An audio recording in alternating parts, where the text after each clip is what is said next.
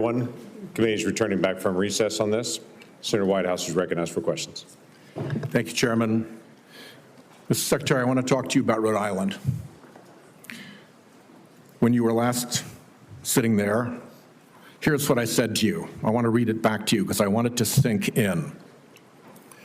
CMS has for years maintained a reimbursement system that the bureaucracy could never explain, never justify, that persistently pays Rhode Island providers less than neighboring Massachusetts and Connecticut providers, a difference of 23 and 26% in our regional healthcare market.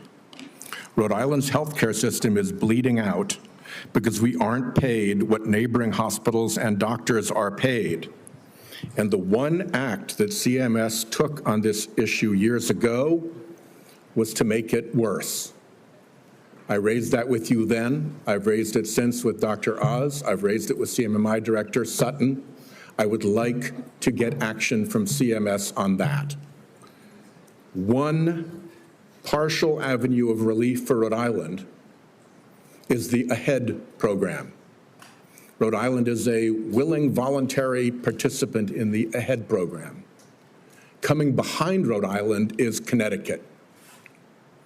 What remains to be seen is whether the payment rates agreed to for Rhode Island will suffer the same discriminatory discount with respect to the AHEAD rates for Connecticut as Connecticut comes through.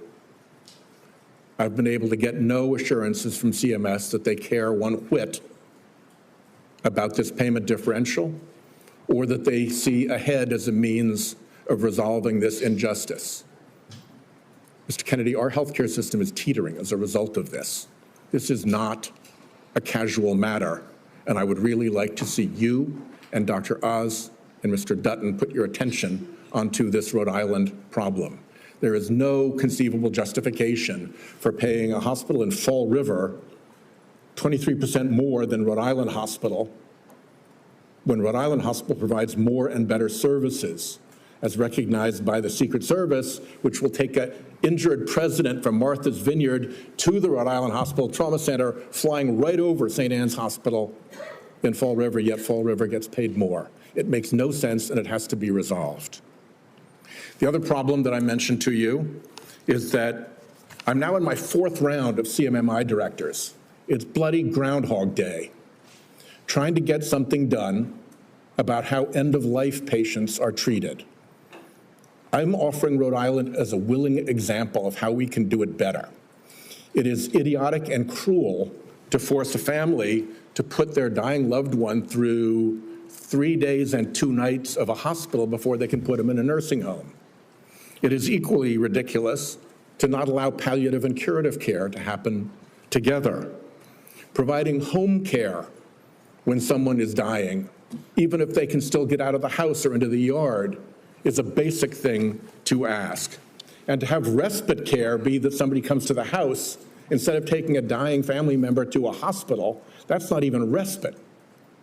Every single one, Mr. Kennedy, of these waivers has been granted in the past by CMMS and other circumstances.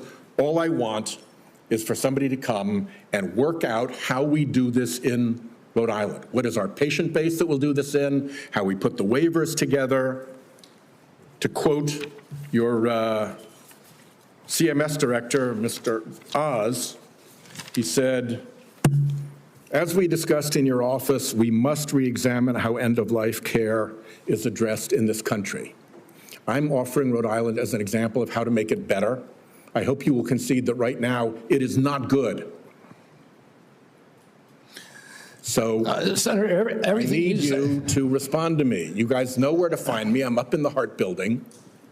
Yeah. We've reached out, we've tried for meetings, and the progress in all 3 of those areas, fixing the payment gap, getting ahead balanced regionally, and following through on our desire to do good things, improving end-of-life care with waivers you guys have already granted, has gotten me so far no place. And forgive my impatience, a lot of it predates you. I put a hold on Biden nominees because I was getting jerked around by your bureaucracy. I'd like it to end and get some progress. Yeah, you know, Senator, you raised this during my confirmation hearing, and I said to you then, and you were very civil. You raised something that makes a lot of sense to the extent that we have the power to fix it at CMS. I'd like to do it. We've had the same kind of complaints from Vermont.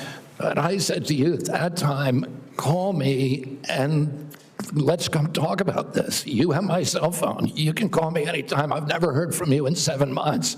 Call me up. I'd love to meet with you. I'll get Oz in the meeting, and what you're saying, particularly about at the end of life, it may be something we can do something about. I want to help, and let me know. We'll try. Forgive my frustration. You've got 30,000 employees. They could have reached out to me. They know where I live. Yes.